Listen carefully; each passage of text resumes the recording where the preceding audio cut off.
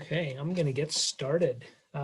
Thank you all for being here for our morning panel, for providing your talks. Just a couple of kind of housekeeping issues. We have 45 minutes for this panel discussion. So we will try to finish right about 12:15. I'm going to be more or less keeping time, and I have a kind of a team behind me who's helping me stay on time. So I'll be trying to remind folks if we're going long on one topic or another. We had over 8 pages of questions submitted during all of your talks. Your talks were amazing and generated a lot of thought and interest. So again, the team behind me is trying to compile these down into just a few questions that we can handle over a 45-minute period. To get started, we had a number of questions that were relating to the length of time that harmful chemicals stay in the body. So one question was posed to Dr. Brown, and then another posed to Dr. Dyrska, and I'm going to read them both, and if you would both do your best to address it, and if others have expertise in this area, please jump in. So the first question was, how long do PMs, particulate matter, last in the body? And the other related question is, what fracking-associated toxin has the longest lifetime in human serum, and what is that lifetime? Well, PM is probably cleared by the lungs fairly rapidly within a few hours, I would think, unless it's absorbed into the bloodstream and where it could be there for several months or years. But generally, the PM is inhaled. It almost acts like a gas and it goes out fairly rapidly. But the particles, the material that are attached to the PM, the VOCs, move across the alveoli and enter the bloodstream. Most VOCs, I think, and Peter probably knows this better than I do, but they're cleared within a few hours to a day or so. There are some, though, that are permanent. It's hard to know which ones those would be. The actions that they cause to be expressed, though, can last well after the VOC has left the system, which is what is one interpretation of what we appear to be seeing. And I forgot the last question. Well, the other question had to do with the fracking-associated toxin that lasts longest in the serum. Though I don't know that that's the only question that's really being asked. I think people are trying to get a sense of how long the chemicals last in the body, but also probably how long are these lasting effects? And if anybody else has an answer for that, we'd love to hear it. Let me take a brief stab at it. With particulate matter, what I'm concerned about and what we've seen from animal studies is that the very fine, ultrafine particulate matter can actually even get into the brain. And so it can cause damage, oxidative stress damage, and appear in the brain of animals, laboratory animals, for quite a long time. My concern about the chemical or moiety that is most long standing in I would say in the body too, David. I think that the question is probably more how long it can stay in the body, because in the serum, things get cleared from the serum quite quickly. Yeah. But it's a matter of how long they stay in the body, and it depends on which organ system it goes into. So a lot of these chemicals will go into fat tissue, and they can stay in the fat tissue for quite a long time. If it goes into the brain, if it goes into, crosses the blood-brain barrier of a child, it can stay there for quite a long time and cause damage. So it depends on which organ system. And my concern would be about the radioactive elements that could cause in my opinion, the greatest and most long-term damage. Thank you, Dr. Moench. I think in response to this question, it's important to look at the autopsy studies that show, in fact, that as Larysa said, we see autopsy studies showing that PM particulate matter, especially ultrafine, is embedded in the brains of just about every autopsy specimen studied, from children that are as young as 3 years old to people that are as old as 90. Whether or not some of that PM is cleared from the brain is difficult to say. But even if some of it is cleared, we know that enough of it is not, that at any one point in time, all of us are sitting here residing with PM embedded in our brains, in our brainstem and in the frontal lobes in particular. And then you look at other studies that show that we found it in the kidneys, in the liver, in the heart. A recent study of a group of adults who I think their average age was 25, and some of the autopsies were on children as young as 3, found between 2 billion and 22 billion nanoparticles of pollution per gram of heart tissue. Now, and then we find studies that show that that particulate matter is also embedded in the placenta. And so it is reasonable to assume that if it's getting into the placenta, it is also entering the fetus. And the brain is the most lipophilic target of a lot of these chemicals. And so we know that that particulate matter is becoming undoubtedly embedded in the brains of fetuses. And we also know that the blood-brain barrier really doesn't develop until at least the 6th month of life or maybe beyond. So particulate matter is part of our human makeup now, unfortunately. And not only from the minute of birth, but maybe closer to the time of conception. Thank you. That's helpful. Can I add to something here? Go ahead, Ned. Providers might be asking themselves, well, if I have a patient who lives near oil and gas development and has been complaining of symptoms, can I measure some of these chemicals in their bloodstream and give them an answer?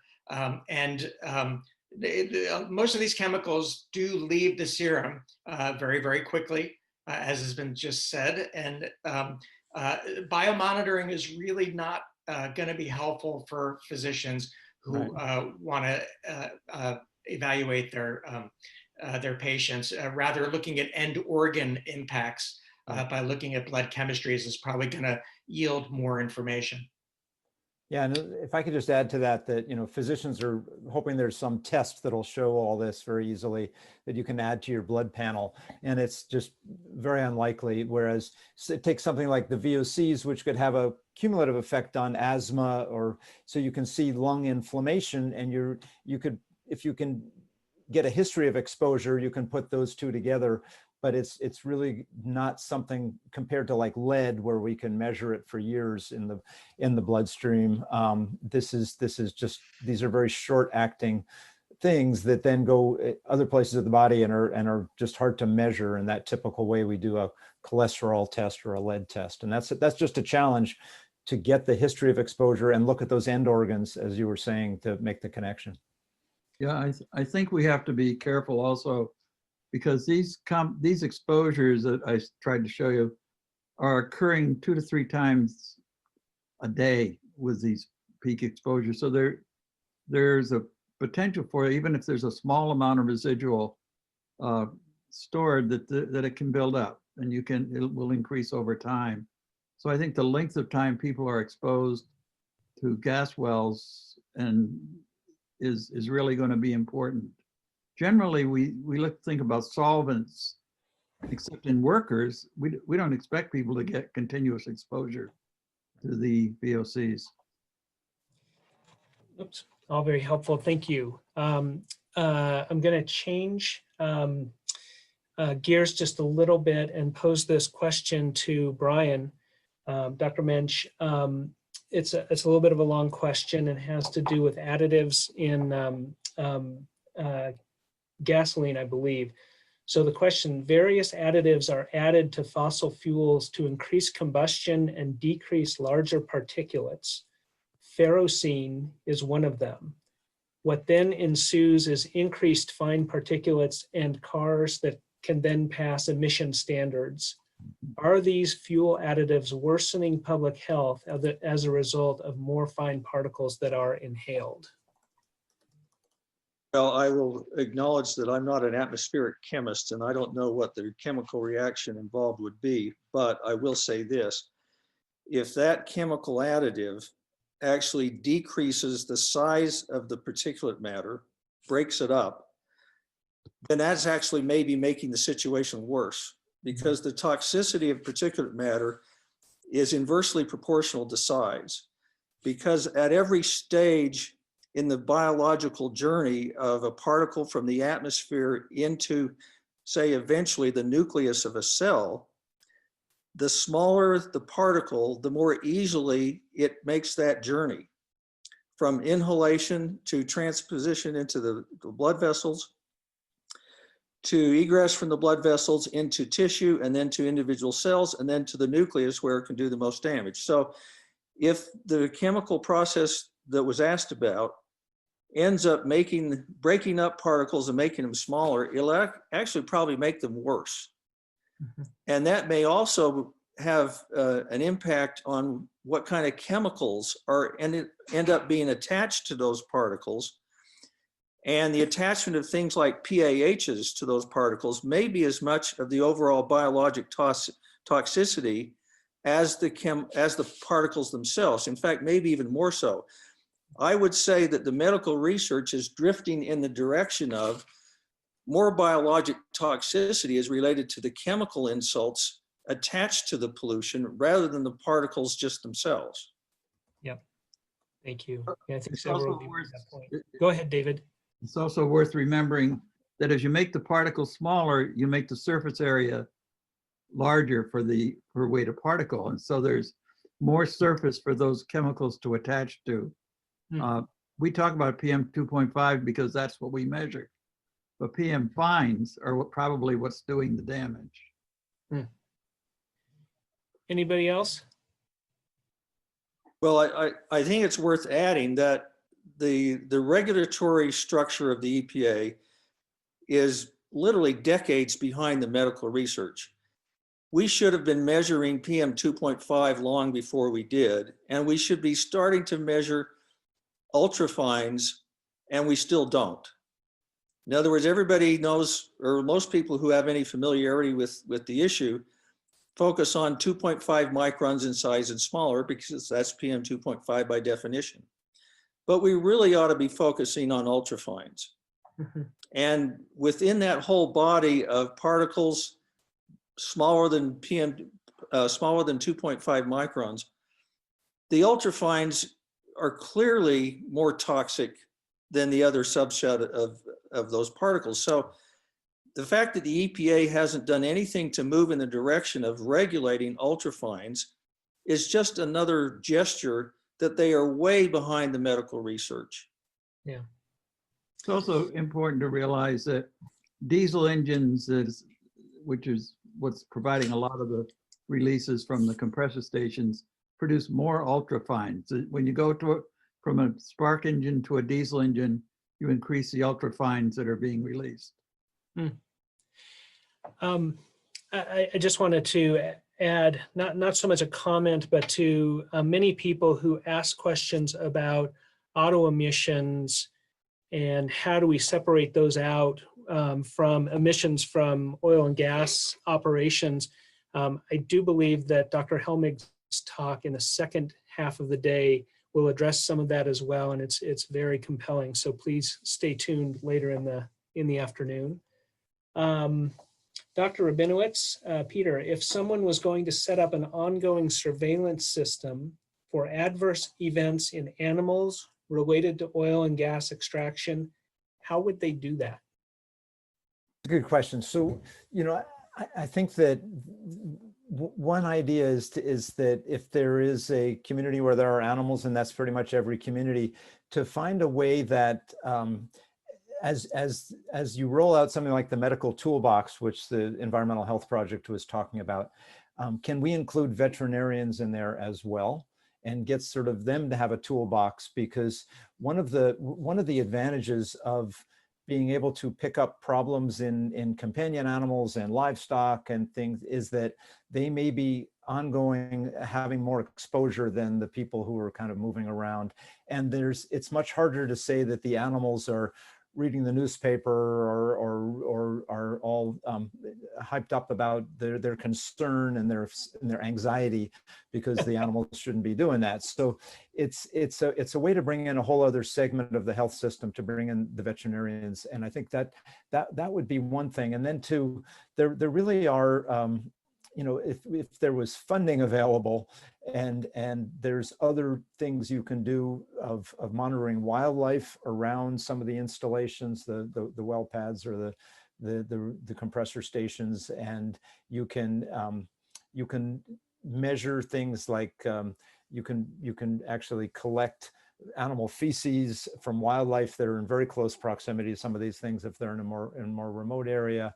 And you can just really work between the health department and the agriculture department, which monitors the health of livestock, and the veterinarians, and then fish and wildlife, and really trying to network between these different departments, which are typically very siloed and they don't share information with each other, and find a way to agree on some information sharing, so that if anybody is picking up unusual die-offs, unusual disease events in more than one species, they'll be able to somehow record it and share it with other groups. So sometimes it helps to have a kind of a working group, and that's been tried in some places. But we found in Southwest Pennsylvania that the veterinarians were actually really interested in getting some information about what they should do as well. They don't often get a lot of training in what to do about an environmental hazard and how to pick it up and again, they're thinking just like human clinicians, is there a blood test I can do and things, but I think to teach them about how to take a history of exposure at the same time, it can be a really powerful thing. Thank you. Brian? I think when we talk about pollution exposure to pets and to children as well, it's important to look at the studies that have shown significant differences between the levels of particulate matter at ground level and even 2 or 3 feet off ground level. Yeah. A fascinating study out of Britain showed that children in a stroller were exposed to 45 to 50% more pollution than their parents that were pushing the stroller. And that's only a difference of what, 3.5, 4 feet or whatever. Yeah. And so, when we found out our state agency was monitoring pollution in Vernal, Utah at the rooftop of one of the buildings, we thought, wait a minute. They have no idea what the people are breathing. That's really true. So the concentration of pollution can be very different even within a few feet. Yep. Peter, you had mentioned in your talk about sort of animals in proximity to certain types of facilities and how they didn't exactly match up the way you thought they might have. There were also several questions and comments about animals in relationship to air versus water versus soil. Yeah. And again, I wanted to point to Dr. Helmig's research that we learned about last year, that some of the most significantly impacted air in Colorado is around the Boulder Reservoir, which Boulder County doesn't have fracking. They've banned it, I believe, but the prevailing winds come from Weld County, which is, as we've said, one of the most heavily fracked counties in the country. So as we're asking those questions, really looking at the big picture is important. You mentioned the medical toolbox also, Peter. I wanted to address the next question to Ms. Chabeau. Jessa, can the toolkit be used for other forms of environmental exposure? And does it contain materials that can be used to educate the public? Those are great questions. So right now the toolkit is mostly geared toward shale gas pollution, but can be used or applied to petrochemical facilities. I would like to note that we are in the midst of starting to update our toolkit. So Dr. Rabinowitz's suggestion of looking at animals is great. I already wrote that down and I'll probably be reaching out to you. So, and the toolkit is specifically aimed at healthcare providers, but our website includes a ton of information for patients that if healthcare providers would like us to kind of gather that together to give to them, we can do that, and you can contact me and I can put my email in the chat box. But the toolkit is mainly for healthcare providers at this time. Very good, thank you. The next question is for Dr. Ketyer. You covered how pollution from fracking threatens children's health and how fugitive methane emissions accelerating climate change endangers children's health and safety. Can you explain in a little more detail how plastic is related to fracking and how plastic pollution is a threat to children's health? Absolutely, and that's really important here in Southwest Pennsylvania because we do so much fracking in Southwest Pennsylvania, and we are in the process, or here in Southwest Pennsylvania is in the process of building one of the largest ethane cracker plants to produce more plastic. So again, we remember that plastic is a petrochemical product, comes from oil and increasingly from fracked gas. And so, you know, that's the problem that we have here. And so you have the emissions from fracking, but also the emissions which are coming off of cracker plants that produce those nurdles that I showed you in my presentation. And many of those emissions are the same, particulate matter, VOCs, nitrogen oxides, and a great deal of greenhouse gas emissions. In fact, this one ethane cracker plant that's being built just outside of Pittsburgh is projected to produce more CO2 equivalents each year of operation than the city of Pittsburgh's expected savings from its ambitious climate action plan. So it really kind of, you know, putting in a new plant to make plastic actually makes the city of Pittsburgh's climate action plan obsolete. So we've got a real problem with plastic pollution. It's a global ecological catastrophe. You know, more than half of the world's plastic has been produced just in the past 15 years. I mean, think about that. And we're looking to make more plastic at a time when communities and states and even countries are limiting and decreasing severely the demand for single-use plastic. And remember that very little of the plastic gets recycled. The big problem, the story of plastic, isn't just the formation of it using fossil fuels, but also how it breaks down in the environment once we throw it away. And there are a lot of chemicals that are added to plastic to make it stronger, to make it last longer, to give it its color, to make it translucent or transparent or opaque. And most of these chemicals are not bound to the polymer matrix, and they easily leach out of plastic into the surrounding environment, and they seep into the air, into the water, into the food, and into our body tissues. So they become a persistent threat to our health and to our well-being, to humans, to other life forms, to other animals, and especially to children. These, it's like a slow released pill, these chemicals into the environment. They slowly get into the environment, they slowly get into us, and newer and newer science is showing us that it's making us sick and is responsible for a lot of human illnesses. Thank you. Go ahead, Brian. It isn't just the chemicals attached to the plastic that are getting inside of us, it's the plastic itself. We now have abundant studies that show these microplastic,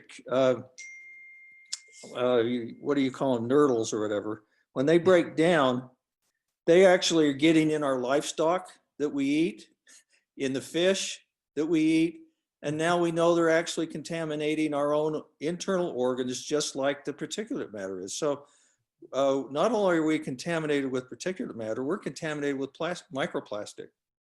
Yeah. Good point, thank you. Anybody else on the plastics issue? I wanted to turn to the issue of setbacks from oil and gas operations. This is to anybody who would like to address it. Please discuss the need for increased setbacks of oil and gas from recreation areas and trails where people exercise and exert themselves, particularly in regard to the increased health impacts on children. It seems that Colorado state and local regulations don't recognize or address this issue adequately.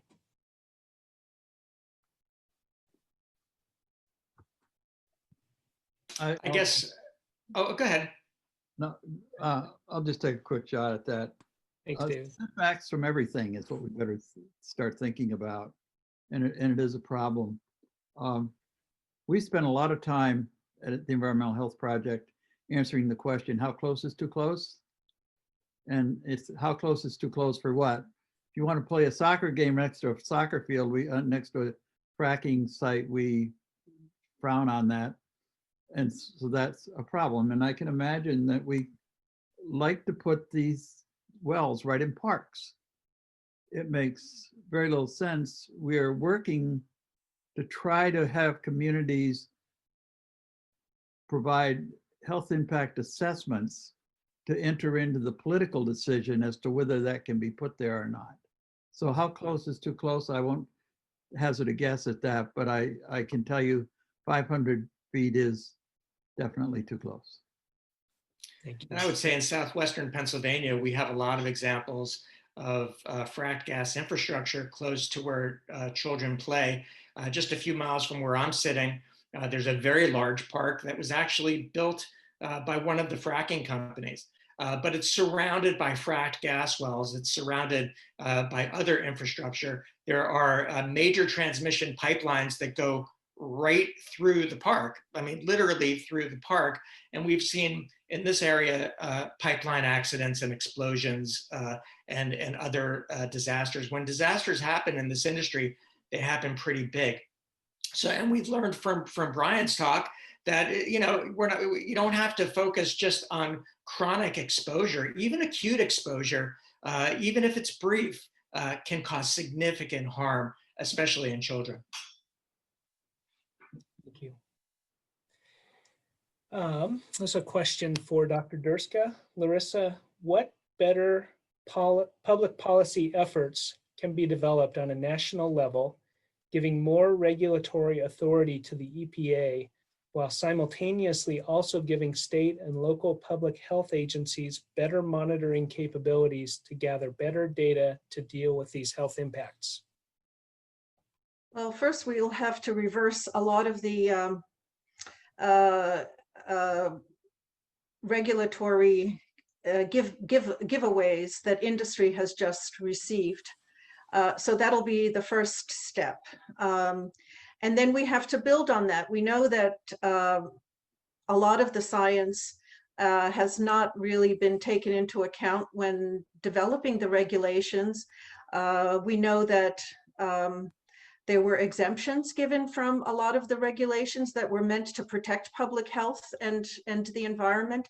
So given a good federal policy, my suggestion would be to reverse those exemptions, to look at the science more closely, to take into account peaks of exposures to humans. A lot more study obviously has to be done to determine what the impacts are on human health, but we know so much already. It's just that industry has always been blocking it. Now, at the state and local levels, in New York State, we had the option of looking at health when it came to fracking. As you know, both NEPA, the National Environmental Policy Act, specifies that you have to look at health when you make any sort of land use decision.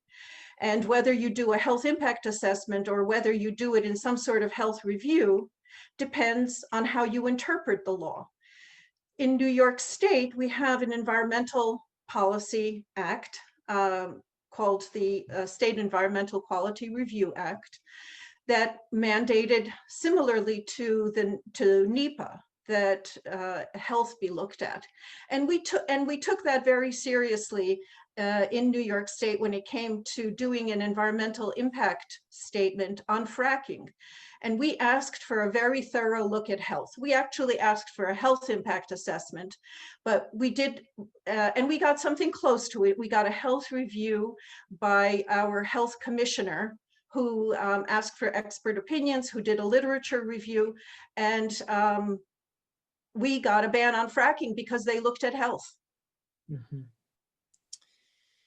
Yeah, I think we've had this conversation before about, Colorado in comparison to New York, or Pennsylvania in comparison to New York, and you folks were smart and got out in front of it.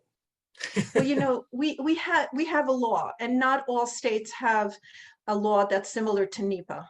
So, it would be a matter of changing your environmental law in order to incorporate the requirement for a state environmental quality review act or something similar. The couple of dozen states that do have this law are the fortunate ones because they can take health and environment into account. Thank you. Anybody else? I think people want to know what to do. I think that individuals with children want to know what to do. A lot of our effort is turning to giving that information to a person to say, this afternoon, you can go out and do this. Here are steps that you can make. And I think others should think that way also. The problem is the political system. It can be very slow. But if somebody's got a child they're worried about this afternoon, they want a decision or want something they can do this afternoon. Mm-hmm. And one of the simple things in terms of water is ventilate all water sources, because if the water comes into the house is contaminated, it will contaminate the air. And air is actually the 2/3 of the exposure that people get from water comes from the exposures they get in their air. So you could ventilate that way. That's health departments have been providing that guidance for probably the last 25 years. Wow. Brian. Following up on what David said, another thing that people can and should do is get an air purifier for their home. And probably the best place to put that, seeing how most of them are room units, is in their bedroom, where they might spend 8 hours a day. Some of these purifiers for a couple $100 are good enough that you can seriously reduce like maybe 95% of the particulate matter that you're exposed to within that room. And that's significant. And that's of benefit to anybody, no matter where they live. If they're living close to an oil and gas processing or drilling facility, or somewhere, wherever they're living, doesn't matter. The cleaner air you can breathe, the better off you're going to be, regardless of what your baseline exposure is. And just to follow up on that a little bit, I don't know a lot about air purifiers. Are we talking about a HEPA filter or some type of ionic filter? You don't want anything that will leave ozone as one of the byproducts of the purifier system. So just cross those off your list immediately. but those that have the filtration capability of picking up the bulk of the ultrafines are what you want. So if you're going to go out and buy a home air purifier, look at the specs and see how small particles they will pick up. And the smaller the particle that will be captured, the safer that will be for you. I think the Environmental Health Project, and Jessa can correct me because she knows what's going on and I don't, actually has guidance for how to buy an air filter and how to use it in air Yes, purifier. we do. And that's on the website, environmentalhealthproject.org. Yes, I can post a link in the chat. Awesome. Thank you very much. We have time for a couple more questions. Let's see, where did my question go? It was right in front of me, but my screen changed. Somebody asks to the entire panel, anybody who wants to answer, where can we find the map of current and abandoned fracking and gas sites? Google doesn't have an easily findable current map. I think this is for people who are concerned that they're living in proximity to abandoned wells or hidden wells. Yeah, my go-to site for oil and gas maps is Frac Tracker, and they're especially useful here in Pennsylvania and in the Ohio River Valley, but they do research all around the country. So I would that's where I would start, would be at fractracker.org. Thank you. Anybody else have any good tips? Thank you. I'm going to move on to Dr. Rabinowitz. Peter, I'm not sure if you have expertise in this area, but the question is regarding our produce. Vegetation that's grown in the ground, maybe in proximity to wells. So isn't our produce at risk as well as animals? Yeah, I think there is some risk, and I'm not an expert on that, but I think that's something that food safety has probably not looked at closely enough. I think it's a really sticky issue. But for instance, someone mentioned in the chat about organic farms located near oil and gas operations, where all the practices can be organic, but you can't always control what's coming in on the air and depositing things there. And obviously you don't want to put a farm out of business, but there is really a question about some of the things that can end up on vegetation, as well as what you can end up in either dairy products or meat products from animals and eggs. So I think that our current food safety paradigms, again, I'm not an expert on it, but I don't think they're really designed to capture this kind of thing. And it's always tricky because you don't want to, put farmers who are trying to do the right thing out of business. You want to help them get cleaner produce, but how do we monitor for this kind of widespread low-level toxic exposure? And I don't know if Brian or anybody else has any thoughts about that, but I think it's something that our food system we're really good these days at picking up things like salmonella and E. coli and pesticides, but we don't test for everything. We can't test for everything, and I don't think there's been a good method worked out to assess this kind of thing. But I was really struck just walking around Southwest Pennsylvania how there are these beautiful organic farms right downwind from a compressor or a flare station. Right, so, yeah. Right. Let's go to Brian first, if that's okay. Well, very relevant to today's discussion, a depressing amount of produced water is used to irrigate farms. Well, that's another thing too, yeah. Especially in the Central Valley of California. And so here you have this ridiculous situation where water that's contaminated with some of the most toxic chemicals that we know is irrigating our crops. And there's no question that those crops are going to absorb some of those chemicals. In the case of, say, heavy metals like cadmium, one of the reasons why cadmium is as big a problem it is in our food supply is because cadmium is one of the prominent contaminants of things like produced water, but as well as biosolids from sewage. A lot of our farms are fertilized by the waste products of a sewer system.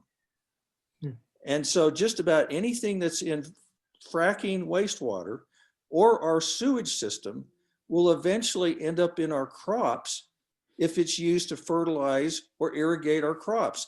And in many places like the Central Valley of California, the vegetable basket of the United States, that's commonplace. We did a study a few years ago looking at lawn and garden. We called it the Garden Project, where we looked at gardens different distances away and measured material, what was found in 4 or 5 different crops, leaf crops and tubers and other things. I suspect that study's on our website, although our website gets pretty crowded. Thank you. Anybody else? Here's a question, I think also having to do with abandoned wells. It's posed to Ned, but again, anybody can answer. It says natural gas prices have plummeted and many frackers have gone out of business, leaving these wellheads neglected, leading to methane leakage. What should be done to address this? Yeah, it's a huge problem in Pennsylvania, the entire state. It's estimated there are hundreds of thousands of abandoned or orphaned wells. Now, the orphaned wells are pretty old. I mean, we've been drilling for oil and gas here in Pennsylvania for 150 years. So we've been doing it a long time. We have a lot of wells that have been abandoned long ago that are under brush or overgrowth. Those are still producing emissions when we find them. The abandoned wells, these are mostly conventional wells, not unconventional wells. They don't go quite as deep, but they still emit various air toxics. In addition, when you have fracking nearby these conventional wells that have been abandoned and not properly plugged, there's actually evidence that shows that produces even more emissions from the conventional abandoned wells. So it's a real problem getting, is the government gonna pay for this? Or are we gonna have our tax money pay for it? A lot of these companies are out of business. What happens with these unconventional wells that they're only 10 or 12 years old in Pennsylvania, but a lot of these companies are going out of business. What's going to happen to them in 50 years when they say that production will be over in these wells?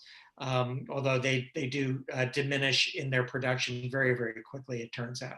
So it's a huge problem, not just in Pennsylvania, but nationwide is this problem of the abandoned conventional wells. What are we going to do about plugging them? And, don't forget that these, plugging isn't permanent either. They typically use cement, and cement will degrade over time and crack and leak. So it's a huge problem. Just one point: we have enough wells that are fracked or that are drilled conventionally in Pennsylvania and around the country. We're told that the fracked wells will produce for decades. This is the time that we need to transition away from fossil fuels and away from fracked gas. We don't need to be drilling any more wells. We have enough already in production to get us through to renewables. Thank you. Anybody else want to comment? Okay, let me see if I can pull out one last question.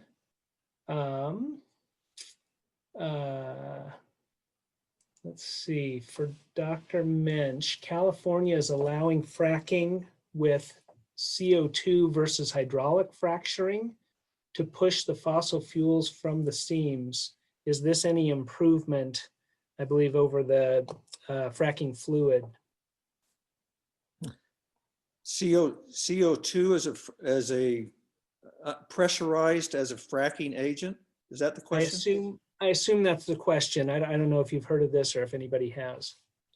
I'm not familiar with that technique. I noticed that perhaps a related question has been bouncing back and forth about the use of hydrofluoric acid Mhm. and other acids as an alternative to fracking. Hydrofluoric acid is extremely deadly, and it stays congregated in a cloud if it's ever released accidentally, for example, in a dense cloud that can travel undispersed for miles. Studies done 20 years ago or more by ExxonMobil showed the way that clouds of hydrofluoric acid could stay basically intact, drifting for 5 or 6 miles. The potential for a disaster for a refinery or for a oil and gas drilling site using hydrofluoric acid for any kind of accident is it's just frightening to think of the prospect. So from that standpoint alone, we need to reconsider whether or not we're going to start using alternatives to traditional fracking like hydrofluoric acid. But CO2, I'm not familiar with that technique. Yeah. And if I could just say about hydrofluoric acid too, it's well been established that areas downwind from factories using hydrofluoric acid, it builds up on the vegetation, and animals eating that vegetation, like livestock, develop bony fluorosis and can die from that. So it's just nasty all around. If you wanted to find a worse way to do something, hydrofluoric acid is probably the way to go. Yeah.